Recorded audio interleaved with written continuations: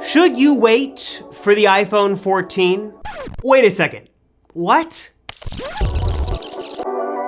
Should you wait for the iPhone 14? No, that is not a typo, and no, I did not misspeak. Should you skip the iPhone 13 coming soon in like a matter of weeks and wait for what Apple has in store for us next year with the iPhone 14 in the fall of 2022? In this video, I'm breaking down 8 reasons, 8 of the biggest features that are gonna be worth waiting for with the iPhone 14, and why you might wanna wait for that phone because it's shaping up to be a pretty big deal, or why you don't wanna wait, you wanna buy the iPhone 13 now because some of your favorite features could be going away with next year's iPhone lineup.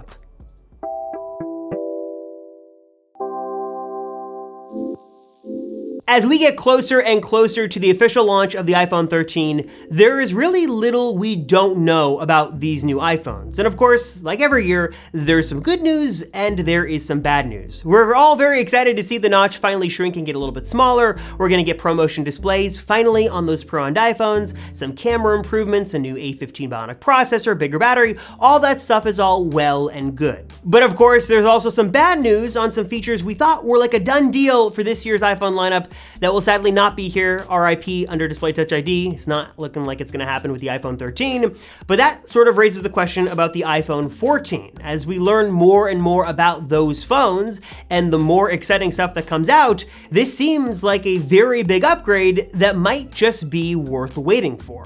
Now, before you dislike this video and leave a nasty comment and run away, let me just say this to make things very clear.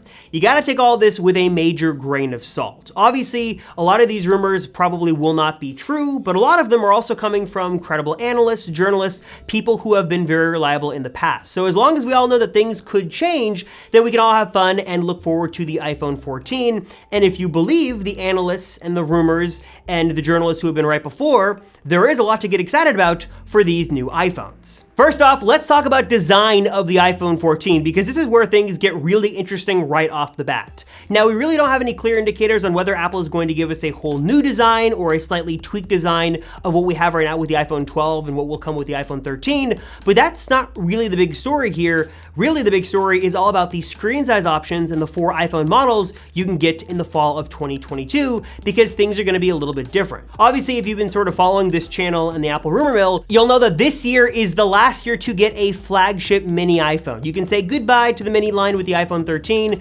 and for one reason or another, or multiple reasons, it doesn't look like the mini iPhone is going to have a future at all after this year. So if you want a flagship mini iPhone, get the 13 mini because next year it will not be an option, and I guess the smallest iPhone moving forward will be some iteration of the iPhone SE or a used mini model. So just sort of keep that in mind.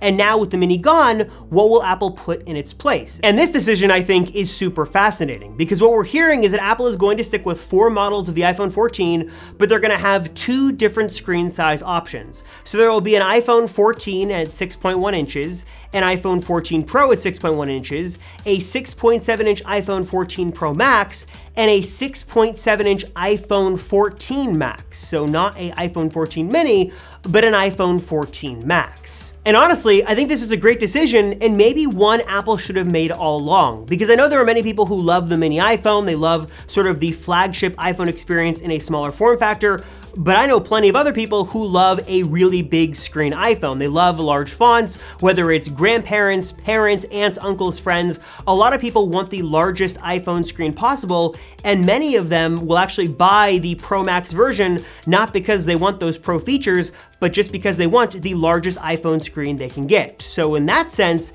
the iPhone 14 Max makes so much sense, giving users the ability to have a large iPhone option without having to pay for some of those Pro-end features and add-ons that they really probably would never use anyways. In addition to all this, we also heard that Apple might sort of change up the chassis material in 2022, maybe moving from stainless steel and aluminum over to titanium. Not sure if this would be done on all models or just the Pro-end models, but there might be a little bit of a finishing change on your iPhone 14 model. But that is just the beginning because there are some other major design changes coming to the iPhone 14 as well, specifically on the display and what is on that display and what is not on that display. We're hearing from sources and analysts that the iPhone 14 might finally ditch the notch almost entirely with a hole punch notch at the top of the display, sort of like what we have on multiple iterations of Android phones, flagship and not. Obviously, this is super exciting, and I've never really been one that hates the notch, but I'm definitely not opposed to Apple continuing to shrink it, and I want to see that notch get smaller and smaller, and I'd love to one day have no notch on my iPhone at all.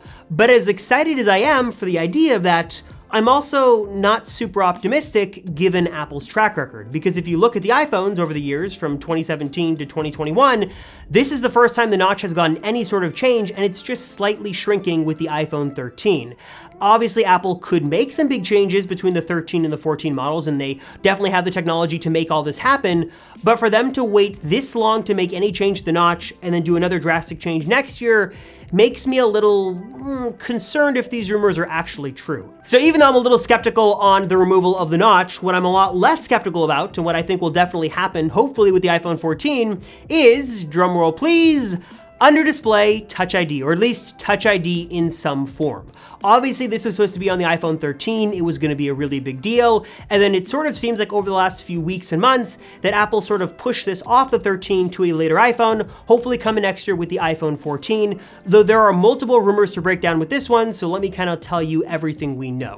One rumor is that Apple is going to give us under display Touch ID in the iPhone 14, probably just the iPhone 14 Pro and iPhone 14 Pro Max. This would be an under display ultrasonic sensor that would work in conjunction with Face ID to give you both biometrics for unlocking your phone. That's great, it's wonderful, and we'd love to see it on next year's iPhone 14 Pro models. But what about the iPhone 14 and 14 Max? Some rumors suggest that maybe Apple could just do ultrasonic under display Touch ID across the board. That would also sort of make sense and make things easier. But to keep things cheaper for those lesser 14 models, maybe Apple could do like what they did with the iPad Air and build the Touch ID sensor into the power button. So you'd sort of still have both Face ID and Touch ID on all phones, but depending on how much you're paying, you'd get a different experience. On the 14 and 14 Max, you'd get Touch ID built on the power button, still not a bad option, but on the 14 Pro and Pro Max, you'd get Touch ID under the display. Do you have a preference one way or the other? Would you rather have it included in the power button than not at all? What are your thoughts on Touch ID? Is it a big deal it's not on the 13? Would it cause you to wait for the 14?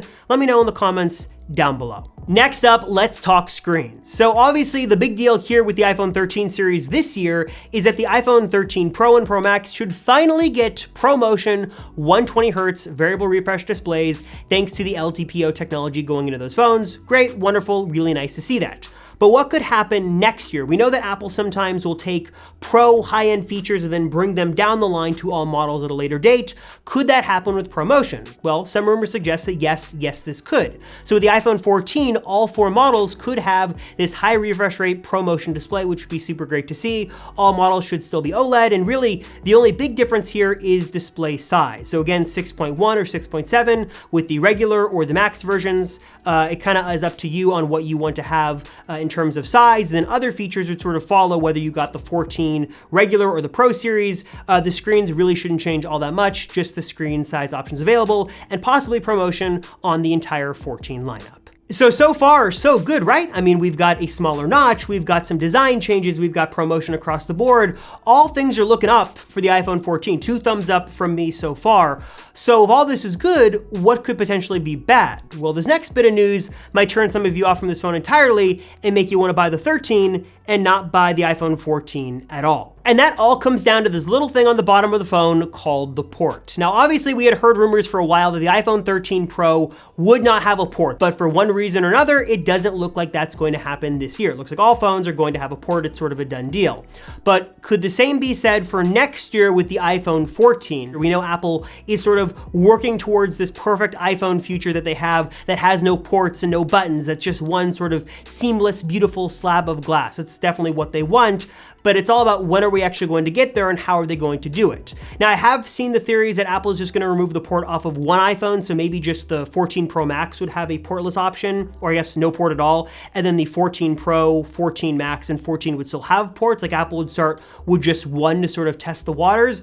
or Apple could do like they did with the headphone jack and just sort of kill it entirely, that no 14 model would have ports. That is definitely a little drastic, and I don't know if Apple's quite ready to do that just yet. Next up, let's talk cameras. Obviously, cameras on the iPhone are a very big deal. They're one of the biggest reasons, if not the biggest reason, many people choose to upgrade year over year to get the latest and greatest camera improvements. So what could be changing on next year's iPhone 14? Well, we don't have a ton of specifics. I'd assume sort of the basics like better HDR processing, maybe some stabilization improvements with the hardware. Nothing major, at least on the rumor mill right now, but what we are hearing from Ming-Chi Kuo are some big features that could be coming to the 14 Pro and Pro Max camera system exclusively. Rumors suggest that the iPhone 14 Pro models could get a 48 megapixel camera system and 8K video recording capability, so high resolution photos and high resolution video, and also Apple could adopt this periscope zoom technology as well that could allow for up to 10x optical zoom on your 14 Pro and Pro Max. And of course, rounding out the list is all the under the hood improvements you'd expect on an iPhone 14 as well. We should get better battery life, a more powerful and more efficient processor, maybe a 3 nanometer processor with the A16 Bionic, and 5G optimization, all that stuff that you'd sort of expect to see, Snapdragon X65 cell modem coming next year with the iPhone 14. And I think that's it. There is a lot that we are expecting to see with the iPhone 14, a lot still in limbo, but even if half these rumors don't pan out from concept to reality, I still think the iPhone 14 could be a pretty big deal. Even if the design doesn't change all that much, I think the inclusion of the 14 Max would be really nice to see for a lot of people. The upgrades to the camera, the smaller notch, the display improvements. There's a lot here to get excited about, and I gotta ask you guys, what are your thoughts on the iPhone 14? Based off of what we know right now, with the assumption it would, obviously is gonna change, what would you do? Would you wait and skip the iPhone 13 for the iPhone 14? Would you upgrade every year? Or is there not enough here to make this phone exciting at all and you jump and ship to something else? What are your thoughts on the iPhone 14? Curious, let me know in the comments down below. As always, thank you guys so much for watching the Apple Circle. I sincerely appreciate it. I'm Robert Rosenfeld, and I will see you all in the next one.